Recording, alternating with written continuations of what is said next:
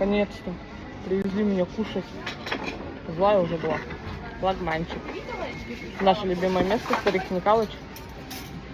Пока по первому, потом... О, сервис, видели? Пока по первому, потом нам хинкальки принесут. Чтобы ваша женщина была довольна. Блять, холодный. Надо ее кормить периодически. То потом удивляетесь, что она злая. Ты что вы, блядь, не кормите нихуя? Да? Да.